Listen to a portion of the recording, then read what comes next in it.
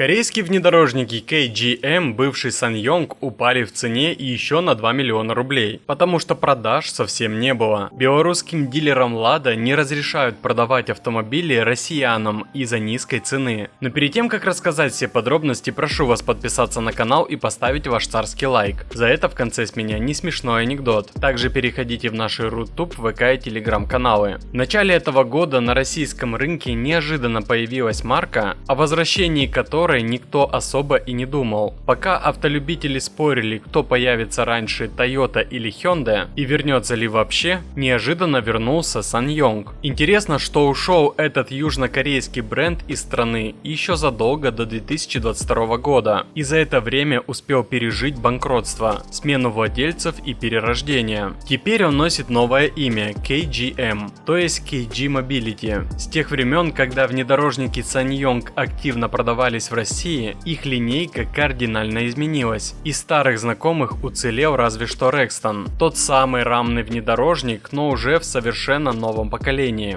Возвращение марки состоялось в марте. KGM сразу представила 4 модели, кроссоверы и внедорожники, но с весьма амбициозными ценами. Самый маленький в линейке Tivoli стартовал от 3,5 миллионов рублей, а самый крупный Rexton оценили минимум в 6800. Откровенно говоря, сложно представить, на что рассчитывали сами корейцы и их дистрибьюторы в России. Ведь Tivoli напрямую конкурирует с тем же Chery Tiggo 4 и Changan CS35+, которые ощутимо дешевле примерно на 1 миллион рублей. Конечно, кто-то предпочитает переплатить за южнокорейское качество и надежность, но 1 миллион это уже перебор. Неудивительно, что спустя всего полгода цены на все модели KGM резко пошли вниз. Снижение оказалось внушительным. Не на какие-то символические суммы, а сразу на 1-2 миллиона рублей. Вот это действительно скидки, достойные внимания. И тут возникает главный вопрос: сколько теперь стоят эти автомобили и могут ли они тягаться с китайскими конкурентами? KGM Tivoli подешевел с 3,5 до 2 миллионов 400 тысяч рублей. Этот компактный кроссовер теперь стоит примерно на уровне своих оппонентов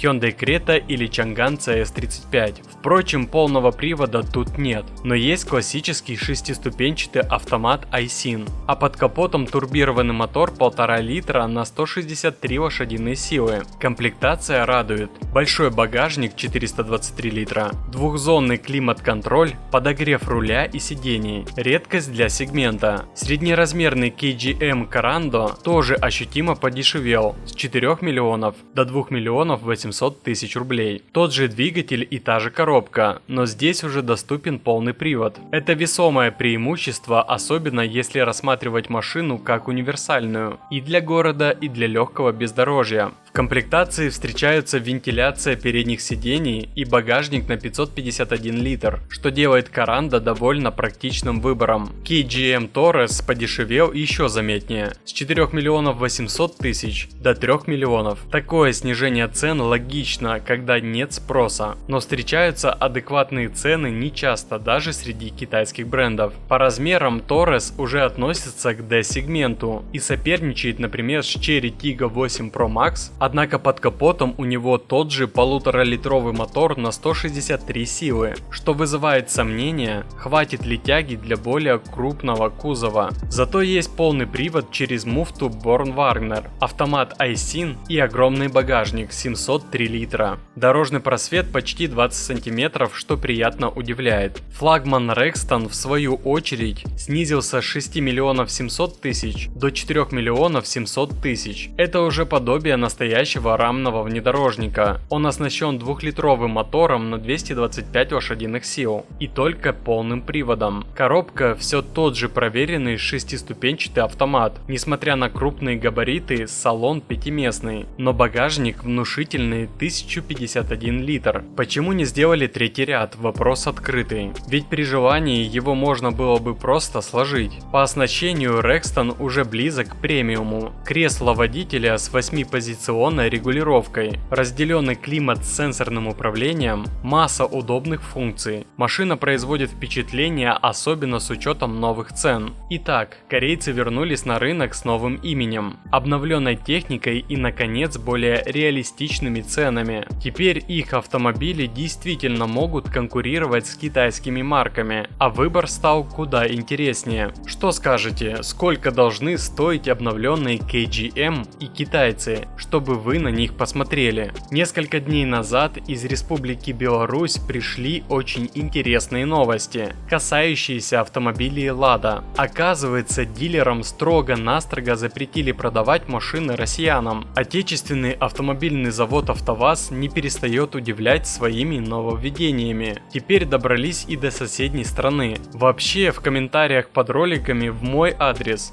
других блогеров и простых читателей, которые нелестно отзываются об отечественном автопроме, часто сыпется негатив, мол, мы хейтим наш автопром. Надо наоборот радоваться, что он у нас есть и что в такой сложный период продолжает выпускать автомобили. А мы такие редиски только сплошной негатив выливаем. А еще мы даже права не имеем что-либо говорить о розничных ценах. Лично я бы и рад хвалить наш автопром, если бы он имел достойное соотношение цены и качества. Так было до 2022 года, и те, кто владеет такими автомобилями, не дадут соврать. Сегодняшние автомобили, выпускаемые АвтоВАЗом, частично состоят из китайских комплектующих. Вероятно, это влечет за собой увеличение розничной цены. Кстати, руководство АвтоВАЗа пообещало не повышать цены в этом году. Но ведь у нас по соседству есть яркий пример, за сколько могут продавать новые Лады. Конечно же, речь идет про Республику Беларусь, где наши автомобили по каким-то причинам стоят дешевле, чем на домашнем рынке. По логике все должно быть в точности да наоборот. В Беларусь автомобили нужно как минимум привезти, а это затраты на доставку и логистику и тому прочее. И они все равно дешевле. После того, как эта тема стала активно обсуждаться в интернете, представителям АвтоВАЗа пришлось давать ответы. На этот вопрос решил ответить Сергей Корниенко, являющийся руководителем отдела продуктового маркетинга компании. Оказывается, вся причина в особенностях автомобильного рынка Республики Беларусь. Также это связано с высокой конкуренцией. Ну правильно, на домашнем рынке конкурентов уже практически не осталось. А сейчас еще и новые ставки по утилизационному сбору вступят в силу, и вообще красота. Также Сергей Корниенко добавил, что условия продаж в Белоруссии отличаются, поэтому АвтоВАЗу пришлось корректировать цены, чтобы оставаться привлекательным для покупателей. Более того, на это серьезное влияние оказывает белорусский бренд BLG, выпускающий доступные кроссоверы X50 и X70, а также седан S50. Из этого всего можно сделать вывод, что благодаря конкуренции приходится снижать цены. Жаль, что у нас конкуренции нет. С другой стороны, в последние месяцы BLG показывают хорошую статистику продаж и на нашем рынке. Ушедшая неделя вообще стала печальной для ВАЗа. На первом месте по продажам оказался Haval Jolion, за ним идет BLG X50, далее Lada Granta, а Lada Vesta оказалась на 7-й строчке. Сейчас начнутся полноценные продажи седана BLG S50, и у Весты появится еще больше проблем. Стартовая цена седана в РФ от 1 миллиона 650 тысяч рублей. Данная цена с учетом скидки 200 тысяч рублей по программе Trade-in. Ведь еще в начале года глава BLG сделал важное заявление. Решением акционеров мы ставим для себя целью быть номером 1 в Республике Беларусь и стремиться быть номером 2 на российском рынке. Для большинства россиян наши отечественные автомобили доступны только в кредит под бешеные проценты. На этом фоне некоторые решили прокатиться к нашим соседям, чтобы купить автомобиль дешевле. В среднем разница в цене составляет 300 тысяч рублей. Вероятно, продажи пошли. Автомобили поехали на родину, и АвтоВАЗ решил прикрыть лавочку. Друзья, не забывайте подписываться на канал и ставить лайк, и по возможности писать комментарии. Вам это ничего не стоит, а для канала будет большая польза в продвижении. Белорусским дилерам дано четкое указание, кому можно продавать автомобили, а кому нет. Так вот, россиянам новые Лады продавать запрещено. Россияне могут приобрести себе Ладу в Республике Беларусь только в одном единственном случае, если есть вид на жительство. Если этого нет, автомобиль не продадут. Как рассказали в дилерских центрах,